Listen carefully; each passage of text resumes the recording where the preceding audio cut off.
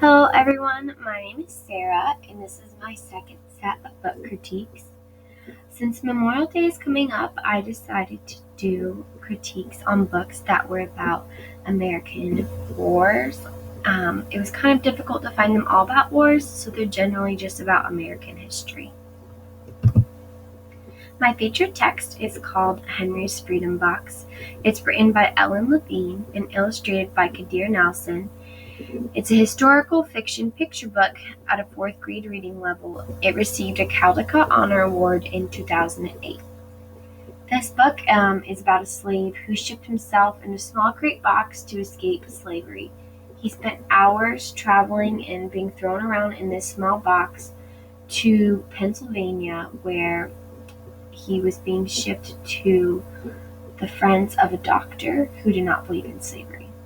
So this book gives a good depiction about what life was like as a slave and how one is separated from their family and the steps that one would need to take in order to achieve that freedom. It explains this through engaging language and really wonderful images. So the first lesson that I would do would be a language arts lesson. After reading Henry's Freedom Box, students would be divided into small groups, and within these groups, students would collaborate in choosing to create either a digital storyboard or to write a script, each based off of the story. Students could use Storyboard that, or just to create the storyboards, or write a script just using computer or paper. Students would then present their creations to the class, and it would be really important that each student would have a speaking role in the presentation in order to practice their oral reading fluency. So, since this was a 4th grade reading book, I selected Common Core standards that had to do with collaborative discussions and retelling a story or experience, and presenting it in an appropriate manner. So this was just a little script that I put together that someone for Henry's Freedom Box that the students could perform as a reader's theater in front of the class. So the second lesson that I would do would be a science lesson. And in this lesson, the teacher would conduct a class discussion about the slaves' use of the North Star. Then they would use this app called Stellarium to explore constellations in the North Star. Then the teacher would provide time for students to individually explore on Stellarium, which allows students to explore different features of space, and it provides a lot of facts about each of the stars or features. And then while the students are doing this teacher can instruct them to create a graphic organizer explaining what they learned about the North Star.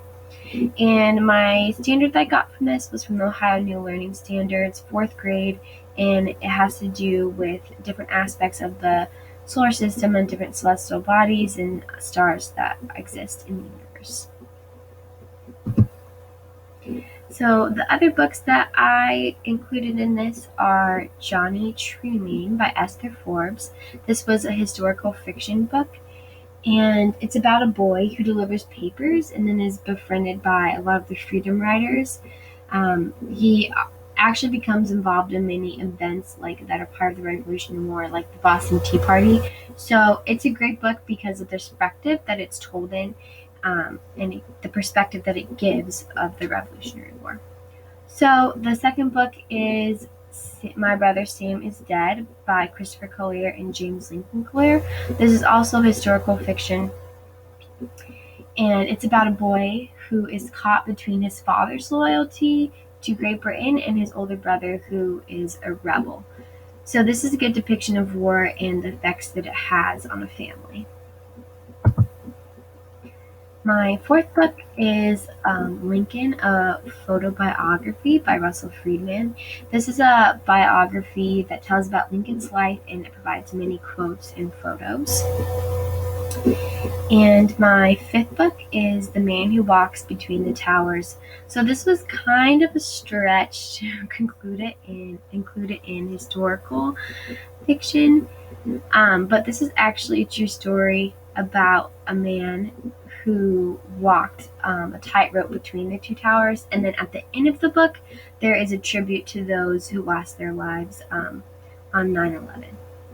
So this was my second book critique. Thank you for watching.